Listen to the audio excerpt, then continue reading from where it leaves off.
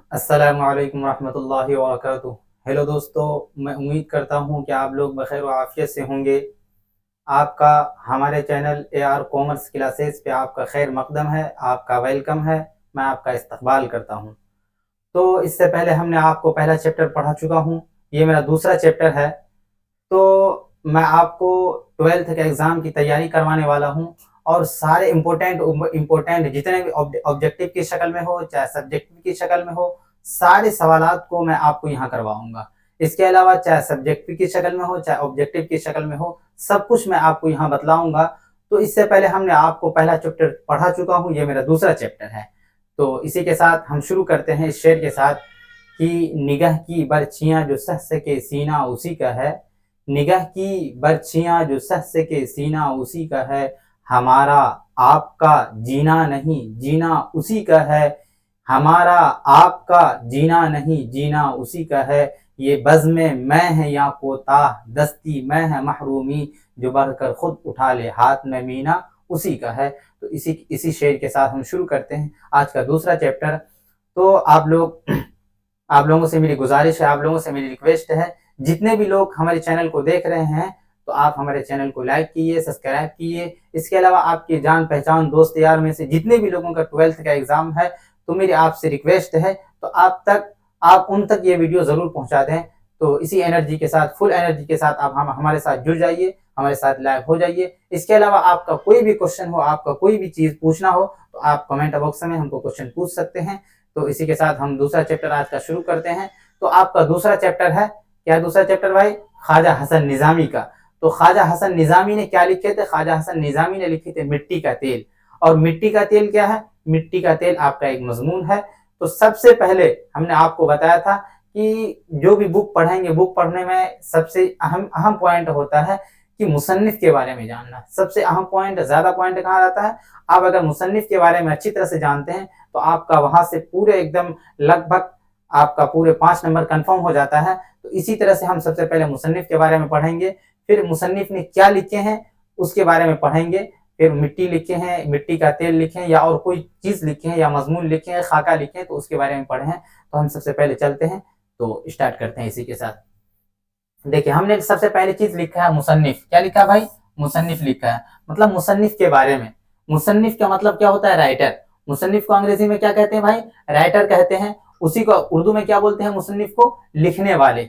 और दूसरा एक अल्फाज क्या होता है मुसन्निफ के लिए? जो लिखने वाले होते हैं, जो राइटर होते हैं, उसी को क्या बोलते हैं? हम लोग इस्तेमाल करते हैं उर्दू में मुसन्निफ बोलते हैं। आगे हमने लिखा है मजमून। क्या भाई? मजमून लिखा है। मजमून कौन? मिट्टी का तेल एक मजमून है। मिट्टी का तेल क्या है भाई? आपका मिट्टी का तेल मजमून है। और मजमून को लिखने वाले, मिट्टी को तेल को लिखने वाले कौन है? ख्वाजा हसन निजामी। कौन है भाई? ख्वाजा हसन निजामी ने क्या लिखे थे? मिट्टी का तेल लिखे थे। तो सबसे पहले हम ख्वाजा हसन निजामी के बारे में चलते हैं, उनके बारे में कुछ जानकारी ले लेते हैं। तो सबसे पहले हमने लिखा ख्वाजा हसन निजामी। क्या लिखा भाई? ख्वाजा हसन निजामी की पैदाइश कब हुई थी? ख्वाजा हसन निजामी की पैदाइश हुई थी दिसंबर 1878 में पैदाइश हुई थी। ख्वाजा हसन निजामी की पैदाइश कब हुई थी? दिसंबर 1878 में उनकी पैदाइश हुई थी। किनकी? ख्वाजा हसन निजामी की पैदाइश। इसी तरह से अगर आपसे पूछ ले मिर्जा फरहतुल्लाह बेग की पैदाइश कब हुई थी, तो उनकी पैदाइश हुई थी, कब हुई थी भाई? बता सकते हैं आप लोग? कमेंट बॉक्स में जरूर बताइए। उनकी पैदाइश हुई थी 1885 ईस्वी में, याद रखिएगा। तो और इनकी पैदाइश कब हुई थी? 1878 ईस्वी में। और कौन सी जगह में हुई थी? तो जगह का नाम है अंदरून कोट बस्ती निजामुद्दीन औलिया। क्या है? अंदरून कोट बस्ती निजामुद्दीन औलिया। निजामुद्दीन मरकज का नाम हर लोग सुने होंगे, लगभग लोग सुने होंगे। दिल्ली में एक निजामुद्दीन मरकज है, तो उसी जगह एक जगह है, उसी का नाम है अंदरून कोट बस्ती निजामुद्दीन औलिया, जो कहाँ पे पड़ता है भाई? दिल्ली में। कहाँ पड़ता है? दिल्ली में पड़ता है। तो हर कोई जानते हो कि बस्ती निजामुद्दीन औलिया वहां पे एक मरकज है। तो उसी में एक बस्ती का नाम है निजामुद्दीन औलिया। क्या नाम है भाई? निजामुद्दीन औलिया एक बस्ती का नाम है। तो ये कहाँ पड़ता है? दिल्ली में पड़ता है। इनका याद रखिए। सबसे पहली चीज हम क्या बताएं? हजरत ख्वाजा हसन निजामी की पैदाइश कब हुई थी? 1878 ईस्वी में हुई थी। कहाँ पे हुई थी? अंदरून कोट बस्ती निजामुद्दीन औलिया, जो कि दिल्ली के रहने वाले थे। ठीक है, फिर आगे चलते हैं। इनके वालिद का नाम क्या है? वालिद का नाम है, याद रखिएगा, सैयद आशिक अली। क्या नाम है इनके वालिद का नाम? इनके वालिद का नाम है सैयद आशिक अली। याद रखिएगा, क्या नाम है इनके वालिद का नाम? सैयद आशिक अली इनके वालिद का नाम है। फिर आगे है इनकी वालिदा का नाम क्या है? सईदा चहती बेगम। کیا نام ہے؟ ان کے والد کا نام ہے سید عاشق علی نظامی، والدہ کا نام سیدہ چہتی بیگم۔ والد کا مطلب ان کے پاپا کا نام سید عاشق علی نظامی اور ان کی ماں کا نام سیدہ چہتی بیگم۔ آگے ہے بڑے بھائی سید حسن علی شاہ، بڑے بھائی کا نام کیا تھا بھائی؟ سید حسن علی شاہ۔ آگے والدین نے ان کا نام قاسم علی رکھا، والدین مطلب ماں باپ نے ان کا نام کیا رکھا تھا؟ ماں باپ نے ان کا نام قاسم علی رکھا، لیکن ان کے ماموں جو ہے، کن کے ماموں؟ خواجہ حسن نظامی کے ماموں انہیں علی حسن کہہ کر پکارتے تھے۔ کیا پکارتے تھے بھائی؟ علی حسن کہہ کر ان کو پکارتے تھے۔ تو اس کے علاوہ علامہ اقبال انہیں خواجہ حسن نظامی کہا، علامہ اقبال کیا کر پکارتے تھے؟ علامہ اقبال انہیں خواجہ حسن نظامی کہہ کر پکارتے تھے۔ آگے ہے اور یہ اسی نام سے مشہور ہوئے، اور یہ اسی نام سے مشہور بھی ہوئے تھے۔ تو ابھی تک ہم نے پوائنٹ پڑھا ہے۔ سب سے پہلے چیز پڑھا ہے کہ خواجہ حسن نظامی کی پیدائش کب ہوئی تھی؟ 1878 عیسوی میں، اور کہاں پہ ہوئی تھی؟ اندرون کوٹ بستی حضرت نظام الدین اولیاء جو کہ دہلی میں ہے۔ اس کے علاوہ آپ سے پوچھا گیا ہے کہ ان کے والد کا نام کیا ہے، تو ہم نے اس کے والد کا نام کیا بتایا بھائی؟ ان کے والد کا نام بتایا کہ سید عاشق علی نظامی۔ والد کا نام کیا ہے؟ ان کے پاپا کا نام سید عاشق علی نظامی۔ اسی طرح سے ان کے والدہ کا نام، ان کی ماں کا نام کیا ہے؟ سیدہ چہتی بیگم۔ کیا نام ہے بھائی ان کی ماں کا نام؟ سیدہ چہتی بیگم۔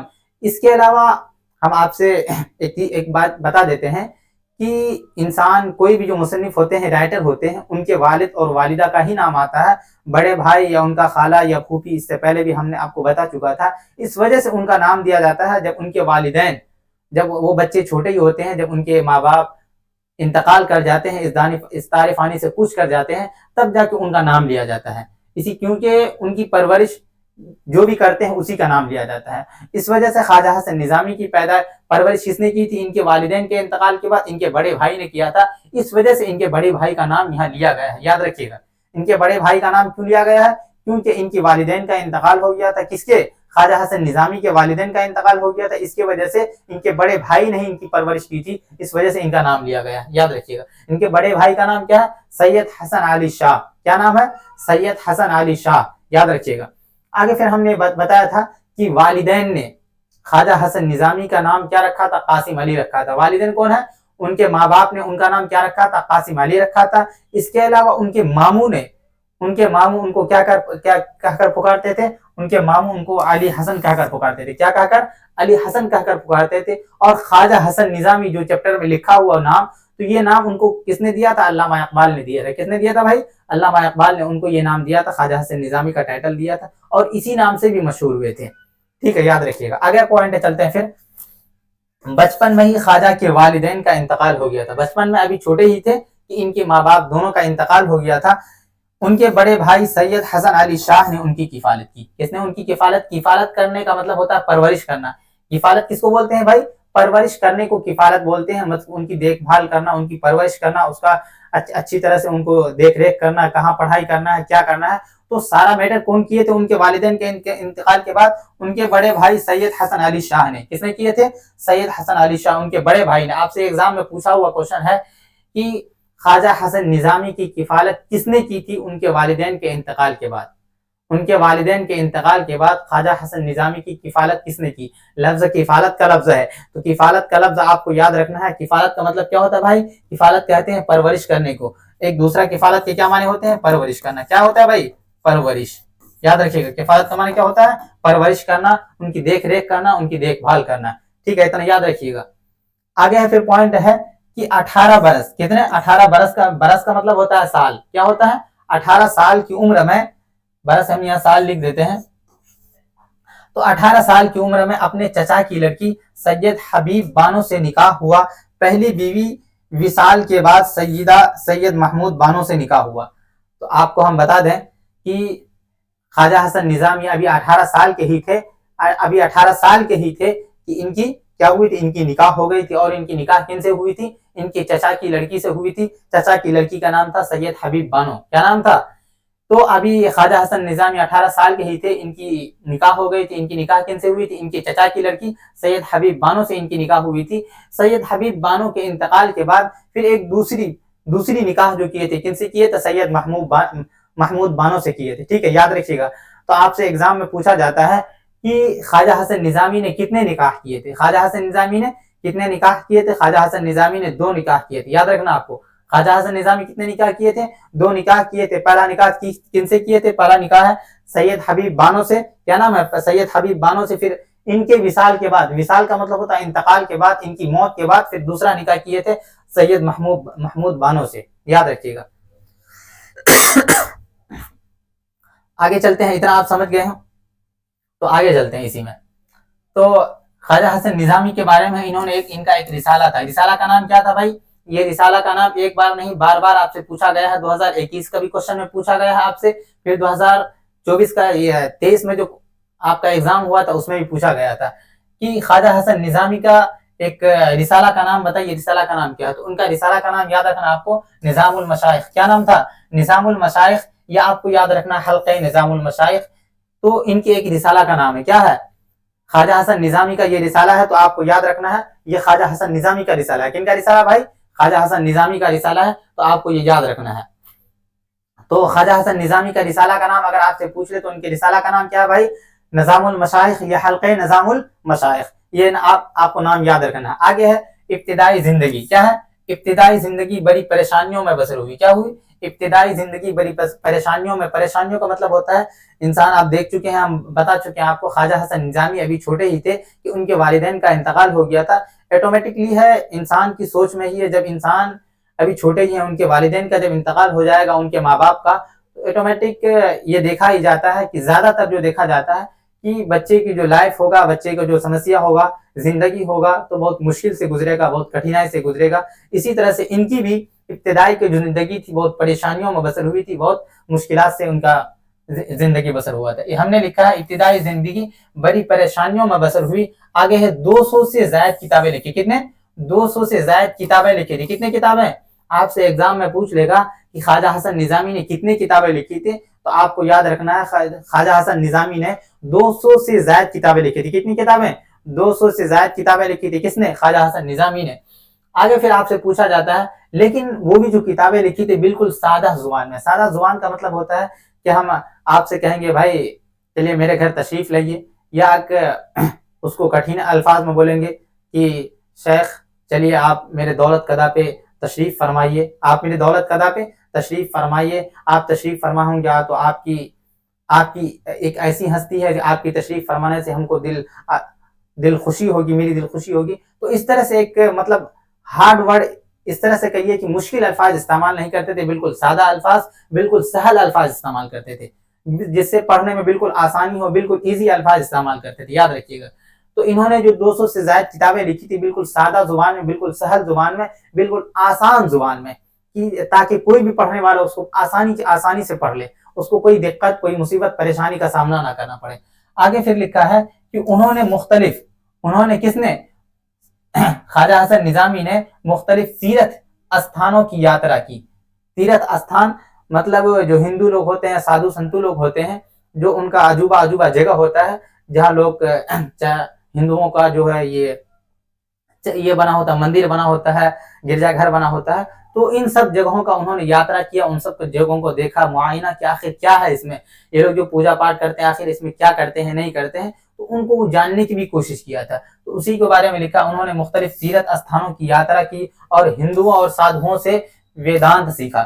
تو آپ کو بتایا جاتا ہے کسی سے بھی سیکھیں، سیکھنے میں کوئی قید نہیں ہے کہ میری ٹیچر کیا ہے نہیں، اس سے کوئی میٹر نہیں کرتا، آپ کو کہیں سے بھی نالج حاصل ہو وہ آپ کا ٹیچر ہے، چاہے آپ کے ٹیچر کچھ بھی ہوں تو آپ کا ٹیچر ہوتا ہے، چاہے وہ کسی بھی مذہب کے ماننے والے ہوں، تو آپ کو سیکھنے میں کوئی شرم محسوس نہیں ہونی چاہیے، کسی طرح سے کوئی مشکل نہیں ہونا چاہیے کہ نہیں میرا ٹیچر یہ ہے تو ان کے پاس ہم نہیں پڑھیں گے، ایسا کچھ نہیں، کوئی بھی ٹیچر، سب ٹیچر ہی ہوتے ہیں۔ تو اسی طرح سے ان کے بارے میں آتا خواجہ حسن نظامی کے بارے میں، تو خواجہ حسن نظامی نے ایک تو یہ ہے کہ مختلف تیرتھ یاترا کا مطلب الگ الگ جگہوں کا تیرتھ یاترا کیا، تیرتھ استھانوں کا، اس کے ہندوؤں سادھوؤں سے ویدانت سیکھا۔ کیا سیکھا تھا بھائی؟ ویدانت انہوں نے ان سے سیکھا تھا، خواجہ حسن نظامی نے۔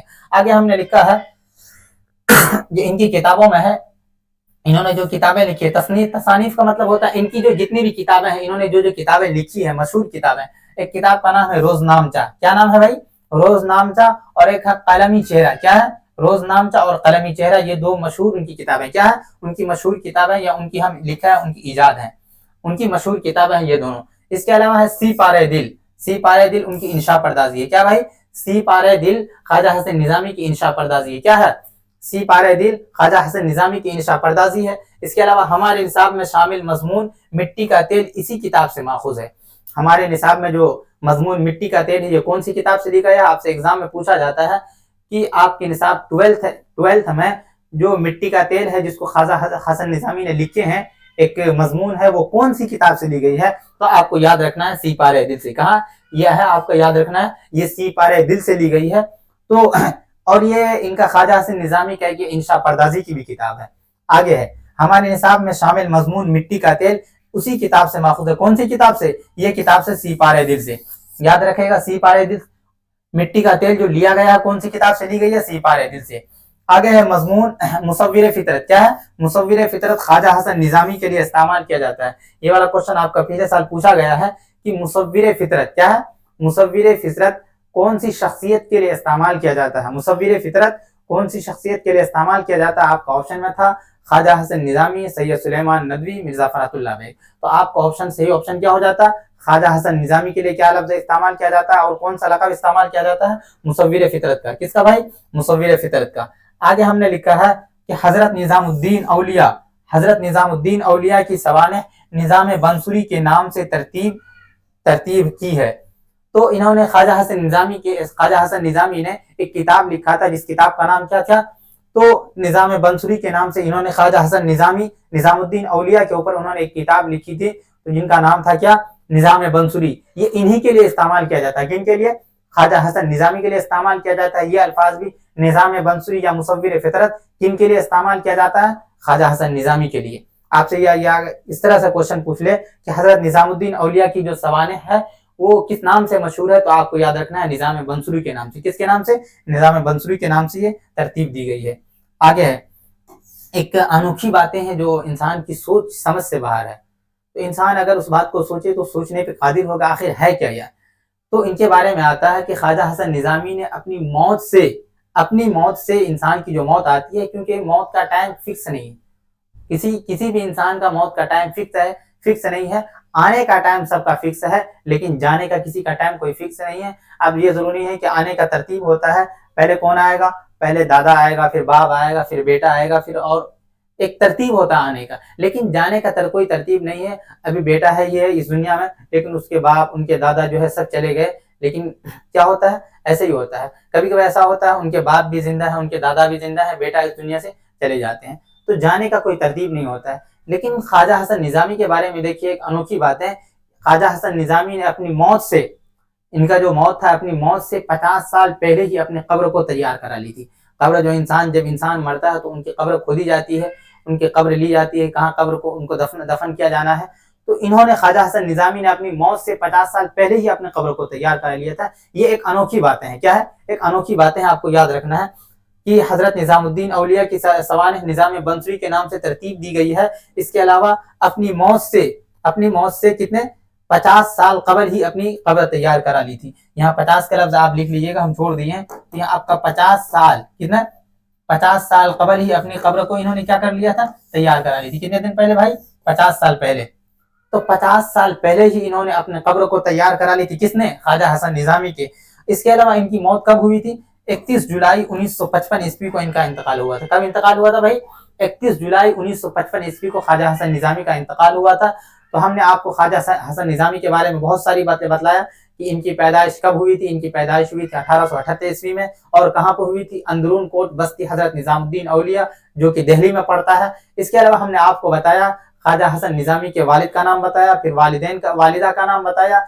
इनके वालिदैन के इंतकाल के बाद इनके बड़े भाई सैयद हसन अली शाह ने इनकी किफालत की थी, मतलब इनकी परवरिश की थी। फिर आगे चल के क्या हुए थे, हमने और आगे आपको बहुत सारी बातें बतलाया कि ख्वाजा हसन निजामी ने बहुत सारी किताबें लिखी, जिसमें से बताया जाता है आपको 200 से ज्यादा किताबें लिखी थी। कितनी किताबें?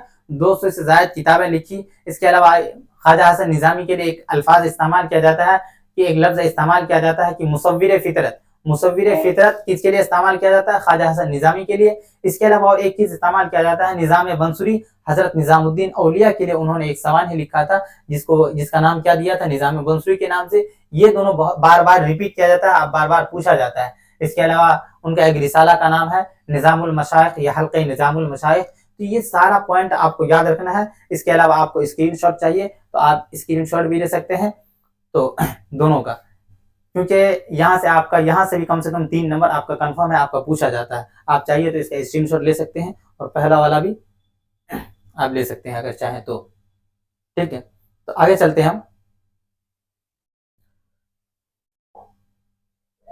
ہاں, تو اب ہم پوائنٹ میں چلتے ہیں کہ خواجہ حسن نظامی نے کیا لکھے تھے بھائی. خواجہ حسن نظامی نے کیا لکھے تھے؟ خواجہ حسن نظامی نے ایک مضمون لکھے تھے, اور مضمون کا نام کیا تھا؟ مضمون کا نام تھا بھائی مٹی کا تیل. کیا تھا بھائی؟ مٹی کا تیل. تو سب سے پہلے ہم مٹی کے بارے میں کچھ جان لیے, تاکہ مٹی کا تیل میں انہوں نے کیا لکھا ہے. مٹی کا تیل ٹاپک کا نام مٹی کا ہی تیل کیوں دے دیا؟ ہم سب جانتے ہیں کہ اللہ تعالیٰ نے دنیا میں جتنے بھی چیزوں کو پیدا کیا ہے, تو سب سے کم تر, سب سے کم درجہ ایک طرح سے دیکھا جائے تو انسان مٹی کو ہی سمجھتا ہے. کیونکہ آپ دیکھتے ہیں کہ ہر انسان چاہے چھوٹا بچہ ہو, جوان ہو, بوڑھا ہو, چاہے ہندو ہو, مسلم ہو, سکھ ہو, عیسائی ہو, سارے لوگ اپنے پیروں تلے کیا کرتے ہیں؟ مٹی کو رون دیتے ہیں. اور ہوا کیا کرتی ہے؟ مٹی کو اڑا لے جاتی ہے. آگ کیا کرتی ہے؟ مٹی کو جلا دیتی ہے. پانی کیا کرتی ہے؟ اپنی بہاؤ کے ذریعے مٹی کو وہاں سے ایک جگہ سے دوسری جگہ منتقل کر دیتی ہے. لیکن مٹی پھر بھی اف تک نہیں کرتی. اف تک کرنے کا مطلب ہوتا ہے کسی انسان کو آپ ایک تھپڑ لگائیں گے, وہ آپ سے گالی گلوچ کرے گا, بہت کچھ کرے گا, الٹا ہو سکتا ہے کہ آپ کو الٹا ایک تھپڑ بھی لگا دے. لیکن مٹی کے ساتھ اتنا سارا ویوہار کرنے کے بعد, اتنا سارا برا سلوک کرنے کے بعد پھر بھی یہ اف تک نہیں کرتی ہے, کسی کے ساتھ کبھی بدلہ نہیں لیتا ہے. تو اسی طرح سے اللہ تعالیٰ نے بتایا ہے کہ اللہ تعالیٰ نے دنیا میں 4 بنیادی عناصر یا عنصر پیدا کیے ہیں, جس میں سے سب سے پہلے نمبر پہ آتا ہے آگ, ہوا, پانی, مٹی. کیا کیا ہے؟ آگ, ہوا, پانی, مٹی. تو آپ 4 چیزیں جان سکتے ہیں کیا کیا ہے. ایک ہوتا ہے آگ, ٹھیک ہے, آگ, ہوا, پانی, آگ, ہوا, پانی, مٹی. کیا ہے بھائی؟ مٹی. مٹی کو دوسرے الفاظ میں بولتے ہیں خاک. جو آپ کی کتاب میں لفظ استعمال کیا ہوا خاک, خاک کا مطلب یہ مٹی ہوتا ہے. آپ کو کنفیوز کرنے کے لیے خاک کا لفظ پوچھا جاتا ہے, آپ کو گھبرانا ہی, خاک کیا ہوتا ہے. خاک کا مطلب یہ ہوتا ہے مٹی ہوتا ہے. تو اب دیکھیے, آگ کے اندر اللہ تعالیٰ نے ایک ایسی صلاحیت رکھی ہے کہ ان کے اندر کوئی بھی جانا چاہے, چاہے کوئی بھی چیز ہو, اس کو کیا کرتی ہے؟ جلا کر خاک کر دیتی ہے, راکھ کر دیتی ہے. اسی طرح سے اللہ تعالیٰ نے ہوا کے اندر وہ صلاحیت رکھی ہے کہ ہوا کیا کرتی ہے؟ کسی بھی انسان یا کوئی بھی چیز ان کے اگر ہوا کے جھونکے میں آئے تو اس کو کیا کرتے ہیں؟ اڑا کے کہیں سے کہیں لے چلی جاتی ہے.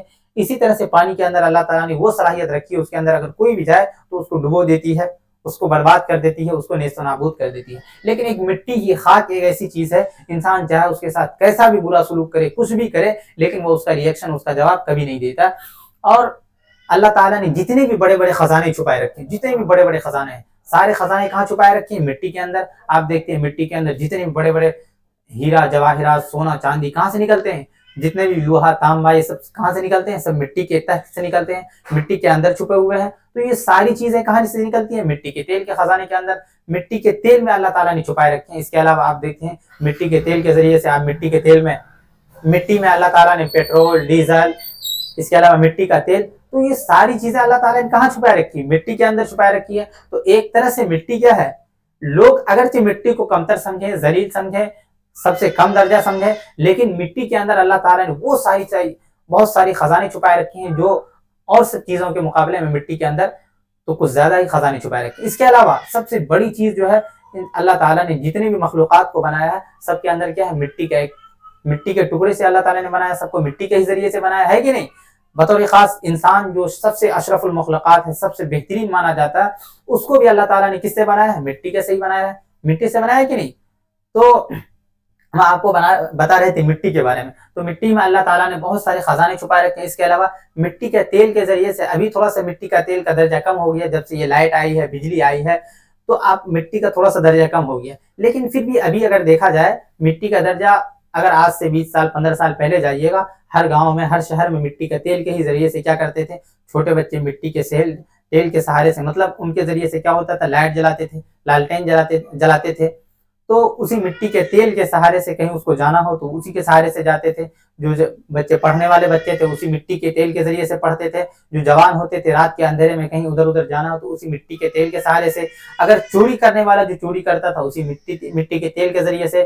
جو عبادت کرنے والے پنڈت جی ہیں, جو तहज्जुद गुजार हैं, वो सारे क्या करते थे, मिट्टी के तेल के सहारे के ज़रिए से नमाज़ पढ़ते थे, इबादत करते थे अपने अपने खानकाहों में, अपने अपने गिरजाघरों में, है कि नहीं। मिट्टी का तेल का दर्जा अल्लाह ताला ने बहुत ऊंचा रखा है, इसी तरह से मिट्टी का भी दर्जा इंसान अल्लाह ताला ने बहुत ऊंचा रखा है। तो हमने आपको बताया था कि मिट्टी के तेल के बारे में। तो मिट्टी का तेल क्या है, एक मजमून है। तो इसको लिखने वाला कौन है, इसको लिखने वाला ख्वाजा हसन निज़ामी है। आपसे वहाँ तारीफ पूछा जाता है, मिट्टी की तेल की तारीफ क्या है। इससे पहले हमने आपको खाका की तारीफ बताया था कि जिसमें किसी शख्सियत की तहरीरी तस्वीर कशी को क्या कहा जाता है, खाका कहा जाता है। लेकिन मजमून का तारीफ क्या है, मजमून की तारीफ है जिसमें किसी खास मौजू पर तहरीर कलम बंद की जाए, मतलब तहरीर लिखी जाए, उसी को क्या कहते हैं, मजमून कहते हैं। किसी खास मौजू पर जो तहरीर लिखी जाए या कलम बंद की जाए, उसी को क्या कहते हैं भाई, उसी को मजमून कहते हैं। और मजमून को अंग्रेजी में क्या कहते हैं भाई, आपके एग्जाम में पूछा हुआ है कि मजमून को अंग्रेजी में क्या कहते हैं, इसे कहते हैं। क्या कहते हैं, मजमून को अंग्रेजी में क्या कहते हैं भाई, हम या इसे का लफ्ज इस्तेमाल किए हैं। मजमून को अंग्रेजी में क्या कहते हैं, ESSAY, क्या होता है, इसे। मजमून को अंग्रेजी में क्या कहते हैं भाई, इसे कहते हैं। तो आप याद रखिएगा, क्योंकि आपके एग्जाम में पूछा हुआ है कि मजमून को अंग्रेजी में क्या कहते हैं।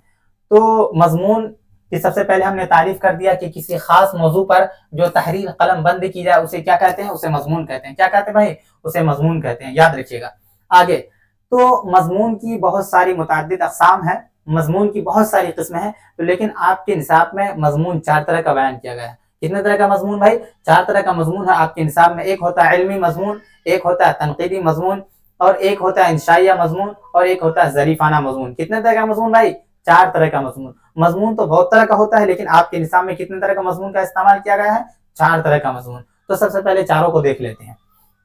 तो 1 नंबर में हमने लिखा है मजमून की तारीफ, किसी खास मौजू पर जो तहरीर कलम बंद की जाए, उसे मजमून कहते हैं। आगे है मजमून की मुतअद्दिद किस्में हैं, तो जिसमें से 4 किस्मों का आपके निसाब में बयान किया गया है। तो पहला है इल्मी मजमून। पहला क्या है भाई, इल्मी मजमून। इल्मी मजमून को अंग्रेजी में क्या कहते हैं, लिटरेरी इसे। क्या बोलते हैं, लिटरेरी इसे। आगे है जिसमें हम उसकी तारीफ लिखा है, जिसमें मुसन्निफ का नुक्ते नजर इल्मी हो, जिसमें मुसन्निफ का नुक्ते नजर इल्मी हो।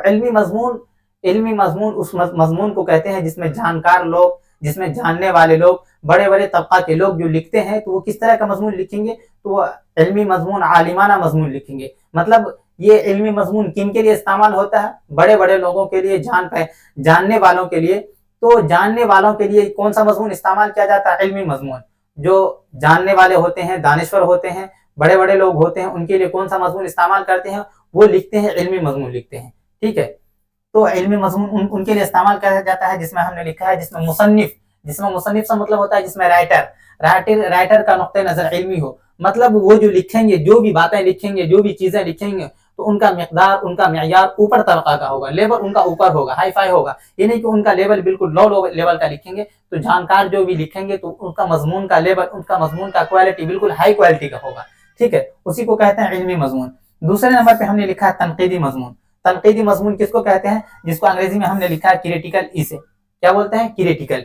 ठीक है, याद रखिएगा। तो हमने इसमें लिखा है जिसमें शेर व अदब की तफहीम और तशरीह की जाती हो, जिसमें शेर व अदब की तफहीम और तशरीह की जाती हो, तो हमने लिखा है तनकीदी मजमून। तनकीदी मजमून ये होता है कि हम लोग 4 दोस्त बैठते हैं, या खासतौर से बतौर खास जहाँ औरतें बैठती हैं, आप देखते हैं जहाँ 4 औरतें बैठी रहे, तो 4 औरतें जो बैठी रहेगी, तो ऑटोमेटिकली है औरतों में चाहे कोई गुफ्तगू हो या ना हो, किसी दूसरे औरत की मुखालिफी करती है, उनके बारे में निशाना ही बांधती है, उनको तनकीद करती है, उनको उल्टा सीधा कहती है, फलां औरतें ऐसी है, फलां औरतें ऐसी है, मतलब डिजर्व उनके बारे में बहुत सारी बातें बोलते हैं। तो तनकीदी मजमून होता है जब किसी की बुराई जो करते हैं, किसी की मुजम्मत करते हैं, किसी की बुराई करते हैं, तो उसी को क्या बोलते हैं, तनकीदी मजमून। क्या बोलते हैं, तो उसी तरह से तनकीदी मजमून में ये होता है जिसमें शेर व अदब की, मतलब शेर व शायरी के जरिए से उनका तनकीद करते हैं। मिसाल के तौर पर कोई चीज बोलते हैं, फला आज की हुकूमत अच्छी नहीं है, फला चीज अच्छी नहीं है, ये अच्छी नहीं है, ये खराब चीज है, फला का सोबत इख्तियार मत करो, फला बहुत खराब है। तो उसी को क्या बोलते हैं, तनकीदी मजमून। तनकीदी मजमून है जब जिसमें किसी की बुराई बयान की गई हो, जिसमें किसी की मुजम्मत की गई हो, उसी को बोलते हैं तनकीदी मजमून, जिसको अंग्रेजी में कहते हैं क्रिटिकल इसे। क्या बोलते हैं भाई, क्रिटिकल इसे। हमने लिखा है जिसमें शेर व अदब की तफहीम और तशरीह की जाती है, उसी को क्या बोलते हैं, इल्मी मजमून बोलते हैं। फिर तीसरा नंबर पे आपका आता है ज़रीफाना मजमून। क्या होता है, ज़रीफाना मजमून को अंग्रेजी में क्या बोलते हैं, लाइट इसे। हमने लिखा है जिसमें मज़ाहिया अशार हो, जिसमें मज़ाहिया और ज़रीफाना अशार हो, उसी को क्या बोलते हैं, उसी को बोलते हैं ज़रीफ़ाना मज़मून। मिसाल के तौर पर जहाँ आप 4 दोस्त बैठते हैं, बैठने के बाद आप क्या करते हैं, किसी एक दोस्त की खिंचाई करते हैं, मतलब हंसी मजाक जो करते हैं, तो जिस मजमून में हंसी मजाक हो, खुशी वाली बातें हैं, तो किसी न किसी की हंसी मजाक करते हैं। ऐसे ही हंसी मजाक में लेते हैं बहुत सारी ताकि लोग हंसे, ताकि लोग मुस्कुराए। तो जिसमें हंसी मजाक वाली बातें हैं उसको क्या बोलते हैं, ज़रीफ़ाना मज़मून। किस तरह का बोलते हैं, ज़रीफ़ाना मज़मून। उसी को अंग्रेजी में बोलते हैं लाइट इसे, जिसमें मज़ाहिया और ज़रीफ़ाना अशार हो, मतलब मज़ाहिया के तौर पर या ज़रीफ़ाना अशार पेश की जाए ताकि लोग हंसे, लोगों की दिल खुश हो जाए, उसी को बोलते हैं ज़रीफ़ाना मज़मून। याद रखिएगा। आगे आपका चौथा नंबर पे आता है इंशाइया मज़मून। क्या होता है, इंशाइया मज़मून, जिसको अंग्रेजी में हमने लिखा है पर्सनल इसे। क्या बोलते हैं भाई, इंशाइया मज़मून को अंग्रेजी में बोलते हैं पर्सनल इसे। इसमें लिखा है जिस तहरीर में अंदाज़े ज़ाती हो और बयान में शगुफ्तगी भी कायम रहे, उसको क्या बोलते हैं, इंशाइया मज़मून। इंशाइया मज़मून ये होता है इंसान अपनी पर्सनल लाइफ के ऊपर, अपनी ज़ात के ऊपर जो चीज़ें लिखता है उसी को क्या बोलते हैं, इंशाइया मज़मून बोलता है। तो हमने ये सारी चीज़ें आपको बताया। इसके अलावा आपके निसाब में ये है, इसके अलावा और एक चीज़ें बता देते हैं कि आपके इसमें जो मिट्टी का तेल लिखा गया है, तो मिट्टी का तेल में एक शख्स है जिनका नाम इस्तेमाल किया है रॉकफेलर। आपसे पूछा जाता है कि रॉकफेलर कौन था, रॉकफेलर कौन था, तो रॉकफेलर एक अमेरिका का रहने वाला ताजिर था। कौन था रॉकफेलर, रॉकफेलर एक अमेरिका का रहने वाला ताजिर था। ताजिर किसको कहते हैं, बहुत सारे लोग ताजिर का मतलब नहीं समझ, ताजिर कहते हैं बिजनेसमैन को। क्या किसको बोलते हैं भाई, ताजिर कहते हैं जो कारोबार करते हैं, तिजारत करते हैं, फरोख्त करते हैं, मतलब कोई सामान जो बेचते हैं उसी को क्या बोलते हैं, बिजनेसमैन बोलते हैं। उसी को उर्दू का एक लफ्ज इस्तेमाल होता है आपके यहाँ, कि आपके एग्जाम में पूछा जाता है कि रॉकफेलर कौन था, तो आपको एग्जाम में देना है रॉकफेलर एक अमेरिकी ताजिर था। कहाँ का रहने वाला था, अमेरिका का रहने वाला था। और वह दौलतमंद कैसे बना, तो आपको लिखना है मिट्टी का तेल बेच बेचकर वो बहुत बड़ा दौलतमंद बन गया था। क्या बेचकर भाई, मिट्टी का तेल बेचकर वो बहुत बड़ा दौलतमंद बन गया था। जिसके एग्जाम में आपके ये पूछा जाता है रॉकफेलर कौन था, तो आपको लिखना है रॉकफेलर एक ताजिर था और वह दौलतमंद कैसे बना था, वह मिट्टी का तेल बेच बेचकर बहुत बड़ा दौलतमंद बन गया था, बहुत बड़ा ताजिर बन गया था। तो ये सारी चीजें हमने आपको बता दिया है। इसके अलावा आपसे रिक्वेस्ट है, आपसे गुजारिश है कि आपको अगर हमारा चैनल पसंद आया हो तो आप हमारे चैनल को लाइक कीजिए, सब्सक्राइब कीजिए। इसके अलावा आपके जितने दोस्त यार हैं, जान पहचान है, सबको हम वहाँ तक ये वीडियो वहाँ तक पहुँचा दीजिए। तो इसी के साथ एक और पॉइंट है कि हमने लिखा उर्दू की अच्छी तैयारी और मुकम्मल नोट्स के लिए आज ही हमारा क्लास ज्वाइन कीजिए। क्लास का नाम है AR कॉमर्स क्लासेस। आप यूट्यूब चैनल पे वहाँ जाइएगा, AR कॉमर्स क्लासेस पे जाके प्ले स्टोर में देखिएगा, प्ले लिस्ट में लिखा हुआ है। चाहे आपको उर्दू पढ़ना हो, चाहे आपको उर्दू ग्रामर पढ़ना हो, चाहे आपको उर्दू 12th का उर्दू बुक पढ़ना हो या उर्दू ग्रामर पढ़ना हो, तो वहाँ आपका प्ले लिस्ट में दिया हुआ है, जाके आप देख सकते हैं। इसके अलावा आपको अगर टेस्ट देना है, क्योंकि आपका एग्जाम बिल्कुल करीब है, सिर्फ 2 महीना टाइम है, 2 से 3 महीना आपका ओनली टाइम है। तो आपको अगर टेस्ट सीरीज देना है, तो आप अगर चाहते हैं कि जितना चैप्टर भी हम पढ़ें चैप्टर वाइज हम टेस्ट दें, तो आप टेलीग्राम, ये वाला टेलीग्राम चैनल ज्वाइन कर सकते हैं, NSTD सेंटर। तो इस पे जाके आप वहाँ रोजाना टेस्ट सीरीज रात में 9:30 बजे टाइम दे सकते हैं, 9 बजे या 9:30 बजे, यही टाइम रहेगा आपका, ठीक है। तो इसी के साथ मैं आपसे इजाजत चाहता हूँ। Thank you.